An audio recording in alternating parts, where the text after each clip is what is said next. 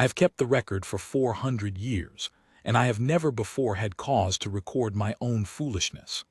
I am setting it down now because the registry requires honesty and provenance above all other virtues, and because the alternative, that I let the correct version die with me and leave the pleasant, flattering version in the ledger, would be the very sin I spent my life auditing in others.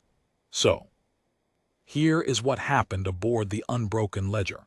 In the season we took the humans into assessment, told to my own dictation, with the deadpan the humans would have wanted, and I did not then know how to give. Understand first what my people are, or you will not understand how far I fell. We are the Thessene. We are archivists. That is not a hobby and it is not a trade. It is the whole architecture of who we are. Every Thessene is born into a lineage, and every lineage is defined not by blood but by what it keeps, what knowledge it holds in unbroken descent from the moment it was first set down. My own lineage, Sorovast, has kept the tide mathematics of a drowned homeworld for 11,000 years, passed reader to reader, throat to throat, so that a child of my house can still recite the pull of moons that no longer exist over an ocean that is now only a name. That is status among us. That is worth. When two Thessene meet, we do not ask what you can do. We ask where it comes from. We ask to see the line. Because everything in our understanding comes from somewhere. Every capability a people has, we hold, descends from a source, a first thing, a founding relic, a discovered wellspring, a genius whose name became a lineage.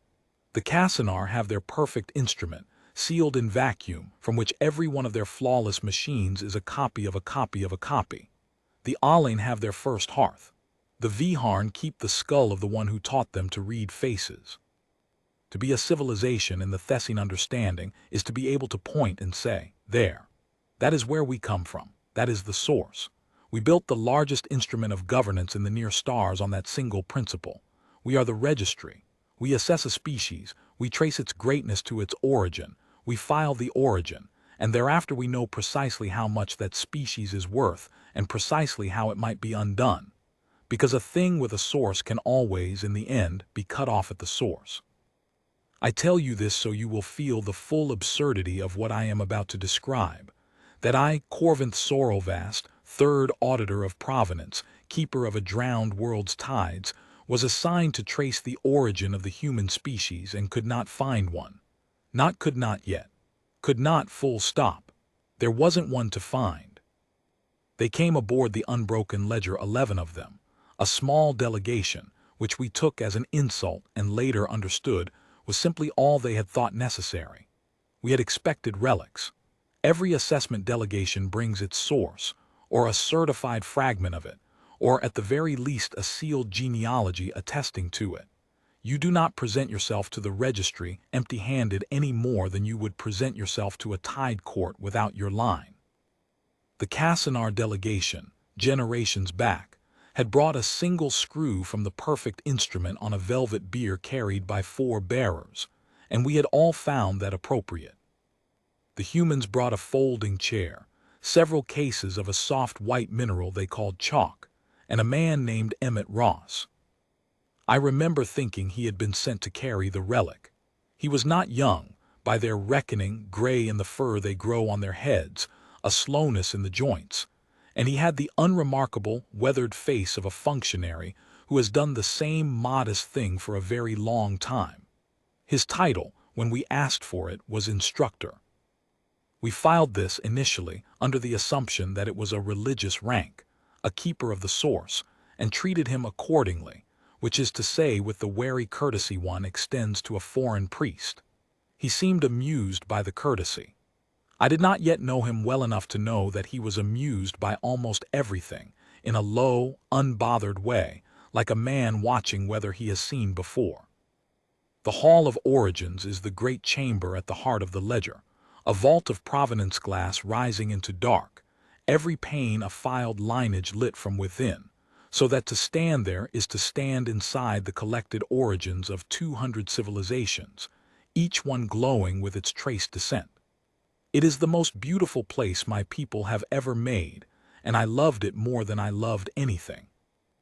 We convened the human assessment there, which was itself an honor, and I opened the proceeding as I had opened 400 others.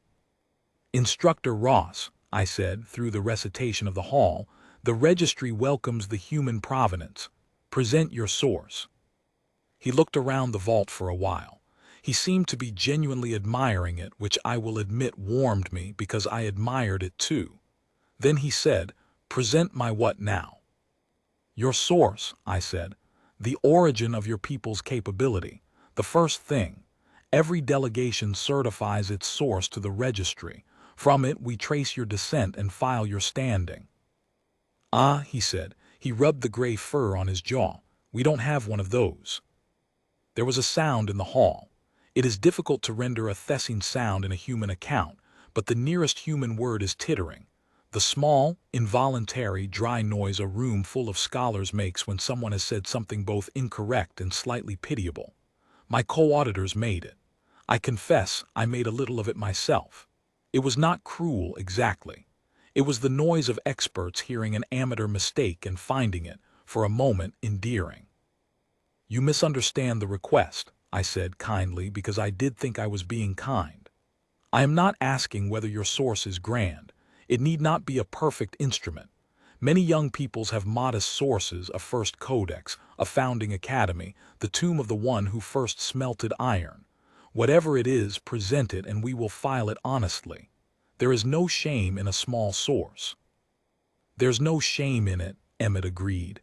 "There's just know it. We don't have a first thing. We don't have a place it comes from. That's not how it works with us."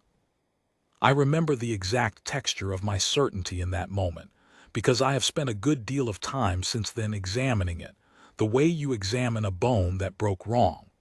I was certain, as certain as I have ever been of anything, that he was either lying or ignorant. Those were the only two categories the moment offered me. Either the humans were concealing their source, which would be a grave provenance crime and would explain the insultingly small delegation, or Emmett Ross was simply a minor functionary who had never been told where his own people came from, sent because no one important had bothered to attend. I chose the second because it was gentler and because it flattered us more. I made a note in the record in my own hand: human delegate unable to certify source. Provenance line, blank. Likely a client species. Capability probably borrowed, licensed, or scavenged from a patron civilization not present. Recommend provisional standing. Lowest tier pending discovery of the true origin. I read this aloud, as is required, so the delegation could contest it. Emmett listened to the whole thing with his head tilted, the way their kind does when they are paying real attention. "Borrowed," he repeated when I had finished, not offended, turning the word over. "You think we borrowed it?" "It is the most probable explanation," I said. "A people that cannot name its source has, in our long experience, usually received its capability from another. There is no dishonor in it. Half the register are client peoples. We will simply need to find your patron and file you beneath them and—" "We didn't borrow it," he said. "And there's no patron. Sorry to make a mess of your afternoon." He did not sound sorry. He sounded, if anything, faintly sympathetic toward me, which I found so backward that I nearly missed it. He unfolded his chair, an act that produced, again, the tittering, because a delegate had never before sat down in the Hall of Origins. One stands before one's own provenance. And he sat, and he set his elbows on his knees, and he said the thing I would spend the next 40 days trying to prove false. "You're looking for a place the stuff lives," he said. "I get it. You keep yours in a place so you figure everybody does, but we don't keep ours anywhere. We keep it in the people, all of us, a little bit each. And when the people who know it die, the new people learn it again. That's my whole job, actually." He patted one of the cases of chalk fondly, the way you'd pat a working animal. "I teach them. I'm not the source. There isn't a source. There's just the next class." I filed this too. I filed it under evasion. Poetic. I want that in the record. I want it clearly stated that the correct answer was given to me, plainly in the first hour, by a gray-furred man in a folding chair, and that I heard it, and I wrote it down as a lie. Because it had to be a lie. Do you see? If it were true, if a people could carry its entire capability distributed across every ordinary head, with no first thing, no master copy, no origin one could point to, then the whole science of provenance was not merely incomplete, it was built on a false floor. Then the registry did not know what it thought it knew. Then a species could exist that we could not, by our methods, ever fully know or file, or, and this is the part I did not let myself think, that first day cut off at the source. It was not that I disbelieved Emmett because the evidence was against him. I disbelieved him because belief was intolerable. There is a difference, and it took me 40 days and a catastrophe to learn it. So I did what my lineage has always done when a provenance resists. I audited deeper. I will not pretend the next weeks were dignified, though I told myself at the time they were the finest work of my career. I requested and received full access to the humans' capabilities, not their claims about them, but the capabilities themselves, to be traced to their true origins, which I remained certain existed and were merely hidden or forgotten. Emmett cooperated completely. That should have warned me. A people concealing a source does not hand you the run of everything. It hedges, it stalls, it produces the sealed genealogy and dares you to open it. Emmett just kept saying, sure, go ahead, ask anybody, and went on teaching his classes. He had, it emerged, asked for and been given a small room aboard the ledger, and had begun instructing whichever of the human delegation had a gap in their day, on subjects that seemed to have nothing to do with anything purely, he said, to keep them sharp. I found this baffling and slightly indecent. One does not simply teach among us. Knowledge is filed and descended, not handed out to anyone with a free afternoon. I started with their metallurgy, because metals are honest and leave a trail. The humans made an alloy for their hull plate that our own metallurgists admitted, with visible discomfort, they could not immediately reproduce, not because it was more advanced than ours, but because it was strange, arrived at from a direction none of our lineages had ever taken. Here, I thought, here is the source. Some founding genius, some first forge, some original discovery from which every human plate descends. I traced it. The trail was maddening. It did not lead to a first forge.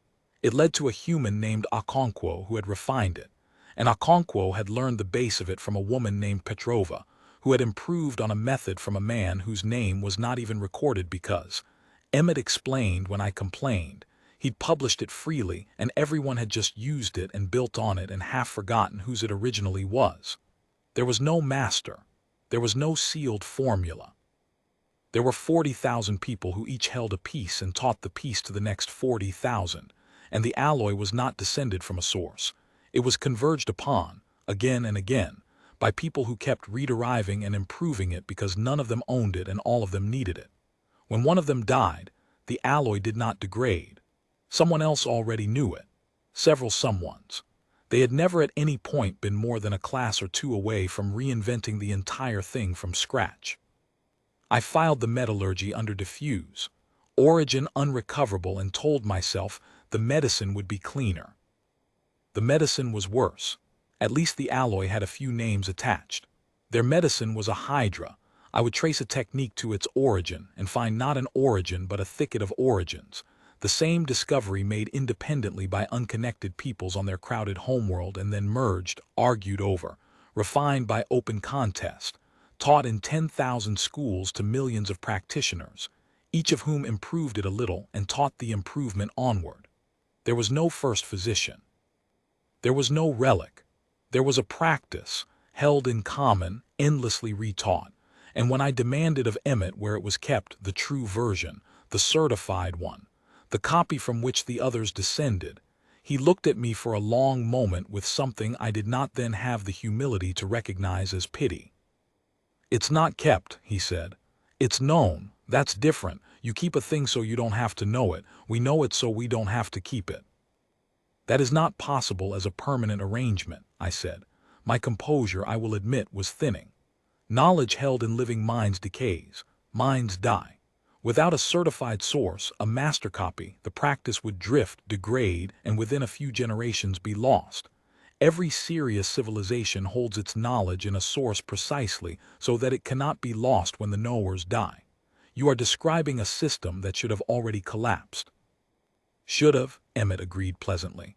Been meaning to, just never got around to it. He was grading something, his students' work, on the soft white chalk on slates they wiped clean and used again. I found the wastefulness of it, the deliberate erasure, almost unbearable to watch. The trick is we don't hold it in one head.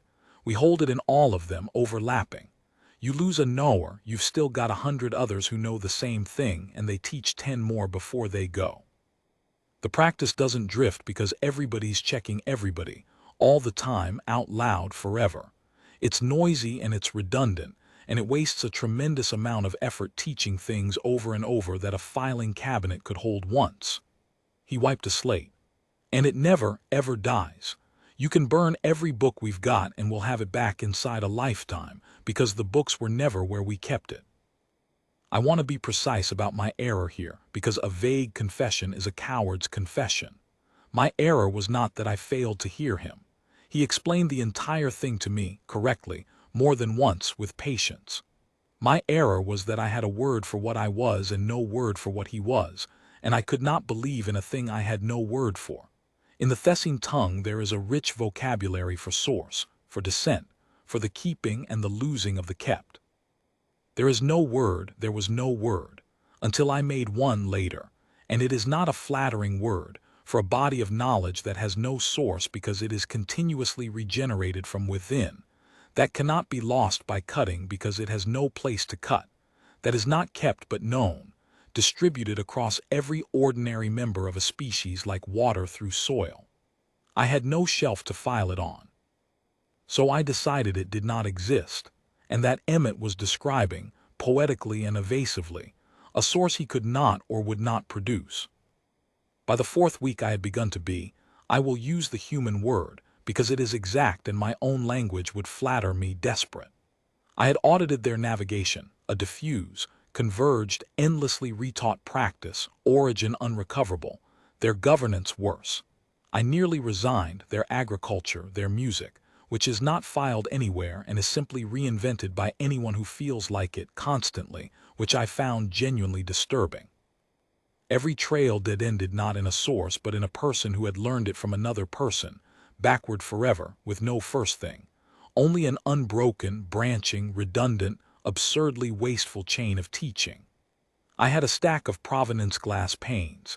Each one meant to hold a filed human origin, and every one of them was blank, because I could not in honesty fill it, and my honesty is the only thing I have ever been proud of. The other auditors had by then stopped tittering. They had moved on to a colder thing. Among the Thessene, a species with no traceable source is not merely a curiosity. It is, by our oldest law and unstanding, a people that cannot be filed, and therefore cannot be dealt with, and therefore, the law implies, ought to be handled with the wariness one reserves for the genuinely unaccountable. The younger auditors began to speak of the humans that way. Unstanding, ungoverned knowledge. A people that had refused or failed to make a source, and was therefore either primitive beyond our experience or dangerous beyond our law. I heard First Auditor Vesselmarn say in the hall that a people who kept no source were like a fire that kept no hearth, impressive, briefly, and then a thing that burns down the archive.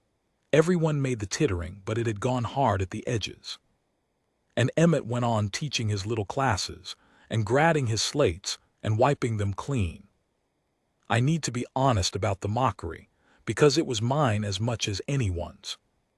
And a confession that quietly assigns the cruelty to others is worthless. On the 31st day I confronted him, not in the hall but in his small teaching room, where I had taken to going, ostensibly to continue the audit and actually, I think now, because it was the only place aboard the ledger where anyone seemed unbothered, and I was very bothered. You have to understand how this appears, I said. A people with no source. In the entire register there is no precedent for standing granted to such a people. My colleagues have begun to speak of you as unstanding. Do you know what that means in our law? It means unaccountable.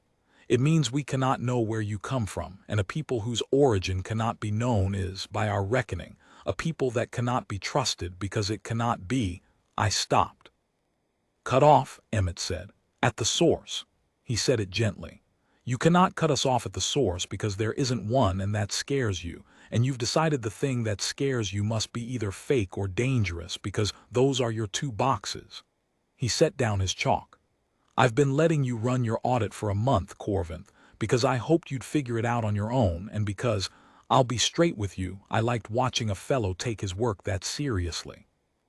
But you're not going to figure it out by tracing because you're tracing for a thing that isn't there. You keep asking where does it come from? Wrong question. The answer to where does it come from is nowhere and everywhere, and it comes from there again every time we need it. The question you actually want is what happens to a people when you take their source away. And you already know the answer for your own kind. You just haven't asked it out loud. I did not have an answer for that.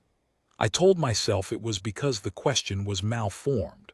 I know now it was because the answer was in the drowned tides of my own lineage. 11,000 years descended from a single first reckoning, kept in an unbroken line, and I did not want to look at what it would mean if that line were cut.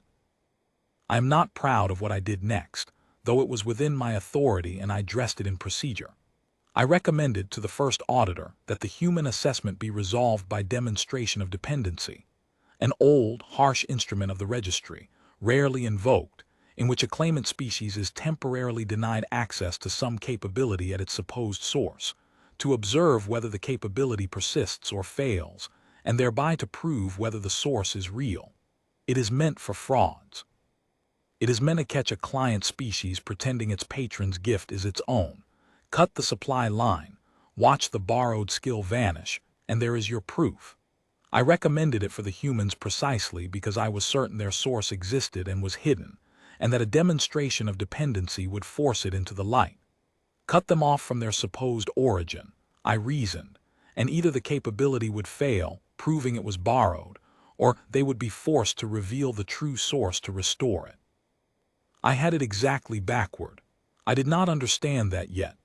I designed the demonstration, and the first auditor approved it, and it was scheduled, and I told Emmett, because the law requires that a claimant be informed. He heard me out. Then he laughed, not unkindly, but the way you laugh at a plan that is going to fail in an interesting way. You're going to cut us off from a source we don't have, he said, to see if we fall apart without it. Corvinth. He shook his gray head. You could have just asked me, but sure. Let's do your demonstration. I'll bring chalk. It did not happen the way I designed it. It happened the way the ledger decided in the middle of it that it would happen, and I have come to believe there is no honest account of that day that does not admit the day itself as an author. We began the demonstration in the Hall of Origins, which was a vanity. I wanted the humans surrounded by 200 filed sources while I proved they had none. The instrument of demonstration is complex, and I will not detail its provenance law here. What matters is that it required us to bring the ledger's central archive core into open reference, so that the human's every claimed capability could be checked against the register in real time, live, before witnesses. The archive core is the source of the Thessene themselves, not a metaphor, the literal, sealed, single master archive from which every Thessene lineage record, every filed provenance, every recitation ultimately descends. It is the most protected object in near space. It had not been brought into open reference in 600 years. I ordered it done because the law of the demonstration required it, and because I see this clearly now. I wanted the humans to see, glowing at the heart of the hall, exactly the kind of thing they lacked. This is a source, I wanted the vault to say. This is where the worthy keep their worth. Show us yours. The archive core failed 11 minutes into the demonstration. I still do not know in full why. A cascade in the reference lattice, a fault that had been latent for who knows how long, waiting for the one moment in 6 centuries that we opened the core to load. The technical account is filed elsewhere, and it is not the point. The point is what it meant. The single source from which the entire Thessene civilization descends its knowledge went dark, in the middle of the hall in front of 200 glowing filed origins and 11 calm humans, and every recitation in the hall stopped mid-word, because a Thessene does not hold knowledge in the head, a Thessene references, and there was suddenly nothing to reference. The provenance glass went dark, pane by pane. 200 civilizations filed origins, and our own, all of it inaccessible in an instant, because it all lived in one place and the one place had failed. I want to describe the sound of my colleagues in that moment, but I find I cannot, because it was a sound I had never heard my people make and hope never to hear again. It was the sound of a species discovering, altogether, that it did not actually know the things it had always been able to look up. The younger auditors did not know their own lineages. They knew where to find their lineages in the core, and the core was dark. First Auditor Vesselmarn, who could recite the standing of every filed species in the register, stood in the center of the darkened hall and could not recite one, because he had never needed to hold them. He had only ever needed to reference them. We are archivists. We had put everything in the archive, and the archive was one thing in one place, and it had gone out like a lamp. This is the part where, if I were telling the flattering version, I would describe the humans as triumphant. They were not. That is the detail that finished me, the one I keep returning to. There was no gloating. Emmett Ross stood up from his folding chair, in the dark, among a species undergoing the quiet horror of forgetting itself, and the first thing he did was ask if anyone was hurt. The second thing he did was start teaching. Not immediately, not grandly. He found the ranking Thessene engineer, a young technician named Osith, who was standing frozen because the maintenance provenance for the archive core lived in the core and could not be referenced, and Osith therefore did not, in the immediate sense, know how to repair the thing he had been trained his whole life to maintain. Emmett sat down next to him on the floor of the hall, sat down on the floor in the Hall of Origins and said, "Okay, forget the manual. The manual's gone. What do you actually understand about how this thing works? Not what's written down. What do you understand? Start there. I'll help you build the rest back." And here is the thing I had spent 40 days failing to see, delivered to me at last not as an argument but as a demonstration I had not designed and could not stop. Emmett Ross did not know how to repair a Thessene archive core. He had no provenance for it, no lineage, no filed origin. What he had was a method for regenerating capability from nothing, a method his entire species carries in every ordinary head, a method so native to them that they have to be reminded it is remarkable. You understand some of it, so start from what you understand, and reason and teach and check each other outward until you understand the rest, and do it out loud so the next person can do it too. He did not fix the core. He taught a frightened young Thessene how to think his way back to fixing it from first principles without a source. And while he was doing it, a small crowd of Thessene gathered, because it was the only voice in the hall that sounded like it knew what to do, and it did not know what to do. That was the point. It knew how to find out, which is a different, and I now understand, a greater thing. By the time the core was brought back, hours later, by Osith's hands, following an understanding Osith had rebuilt from the inside out with a human sitting cross-legged on the floor asking him, "And then what? And why? And could you show her too?" Something had happened in the hall that no instrument of demonstration was designed to measure, and that I have been trying to file honestly ever since. We had watched a people with no source restore a people whose entire source had failed, not by having a better source, by having no source at all, by carrying the whole of their capability in the distributed, redundant, endlessly retaught living knowledge of ordinary members, such that no single failure anywhere could take it from them, because there was no single place it lived. Emmett had told me this on the first day in the folding chair, and I had filed it under evasion poetic. I had been so certain that a people without a source was a people without worth, a fire without a hearth, that I had missed the plain and terrible fact standing in front of me. A fire without a hearth cannot be put out by taking away the hearth. We had spent our whole civilization learning to cut peoples off at the source. We had just met the one people who could not be cut, because they had done the thing we thought was weakness. They had refused to keep their worth in any one place, and it turned out to be the only real invulnerability there is. I understood, standing in the relit hall, why the demonstration of dependency had felt so satisfying to design and had gone so wrong. I had believed that to be strong was to have a source, and that to have a source was to be strong, and I had never once noticed that these were the same sentence, or that a sentence that only points at itself is not a truth, it is a mirror. The humans had broken the mirror simply by not being in it. And now I looked at my own beautiful vault, my 200-filed origins glowing again, my own 11,000-year drown-tied lineage safe once more in the restored core, and for the first time in 400 years I did not feel the comfort of it. I felt how thin it was. One core, one place, one lamp. Everything my people were and had ever been, kept in a single thing that had just shown me it could go dark in 11 minutes. I found Emmett afterward back in his small room wiping down a slate. He looked tired in the way of an old man who has done a long day's work he did not ask for. He did not say "I told you so." He never said it, not once then or after. I have thought a great deal about the discipline that must take, in a person who had been mocked as unstanding for a month by a room full of experts, to decline that one small triumph. I do not think I could have done it. I think that restraint may be the truest thing about them, truer even than the distributed knowledge, that a people who cannot be beaten also, somehow, decline to gloat about it, as though victory were simply not the interesting part. You knew, I said, the whole time, you knew that if our source ever failed, I could not finish. I knew you kept everything in one place, he said. Figured it'd bite you eventually, didn't know it'd be today. He set the slate down. I didn't want it to happen, Corvinth. I want you to hear that. It's a hell of a way to learn a thing. I'd have rather you just believed me in the chair.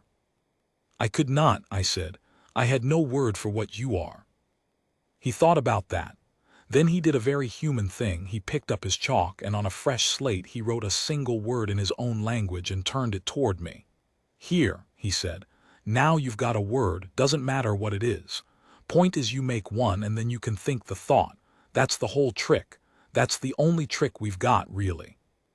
We just kept making words for things and teaching them to the kids over and over forever, and never let it all pile up in one spot where somebody could take it. He wiped the slate clean, the way he wiped all of them, the way I had once found so wasteful and now understood was the entire method. The knowledge was never on the slate. The knowledge was in the teaching, and the slate was only ever a place to make it happen again. You want a source for us, file that. Put it in your book. The source of humanity is that we don't keep one. See how they like it in the hall. I filed the humans at full standing. I did it over the objection of First Auditor Vesselmarn, who wanted them filed as unstanding still, as a danger, as a fire without a hearth. And I told him in the hall that he had it exactly reversed, that we were the fire without a hearth and had simply never had the wind blow hard enough to notice, and that the humans were the only people in the entire register who could not be blown out, and that a wise archivist files the truth even when the truth is that his own science has a hole in the floor. He did not take it well. It is in the record. I made the word in the end. The one there had been no word for. In the Thessene tongue it is Ventharalan, and it does not translate cleanly, but the nearest human rendering is something like the worth that has no hearth, or, as Emmett preferred when I taught it to him, the stuff you can't take because we didn't put it anywhere. I have filed it in the register as the origin classification for the human species, provenance line no longer blank, not source unknown, which is what I wrote in my ignorance on the first day, but source distributed, regenerable, non-seizable. It is the only such entry in 200 civilizations. I do not expect it to remain the only one for long. I think, now that I have the word, I will start to see it in other places. That is how it works, apparently. You make the word, and then you can think the thought, and then you cannot stop seeing the thing. Emmett says that is the whole trick, and I am beginning to believe him about a great many things. I keep the drown tied still. 11,000 years, reader to reader, throat to throat, kept in an unbroken line, and in the core, of course, referenced and safe. But I have begun in the evenings to teach them. out loud, to young Asif who asked, and to 2 others who wandered in, and to anyone aboard the ledger with a free afternoon and a wish to know the pull of moons that no longer exist over an ocean that is now only a name. I teach them the tides not so they will be kept, they are in the core, but so they will be known in more than one head in overlapping heads, so that if the lamp ever goes dark again there will be a Thessene somewhere who can say, I know the tides. I will teach you. Start from what you understand. It is noisy. It is redundant. It wastes a tremendous amount of effort teaching a thing a filing cabinet already holds. It will never, ever die. That is the point.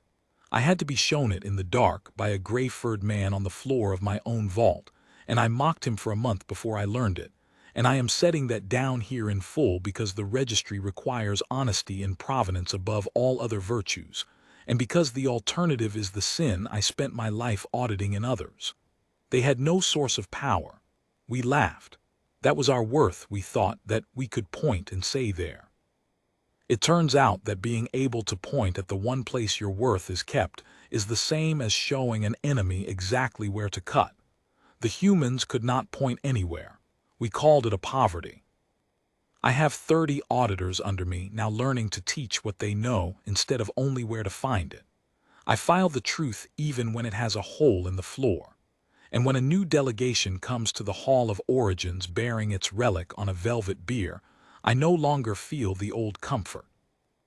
I look at the single glowing thing they have brought, the whole of their worth in one carried box, and I think of a folding chair and a case of chalk and a man who kept nothing anywhere and could not be taken, and I make the human tittering, very quietly to myself, where no one can hear it, because I know now which of us was ever the amateur.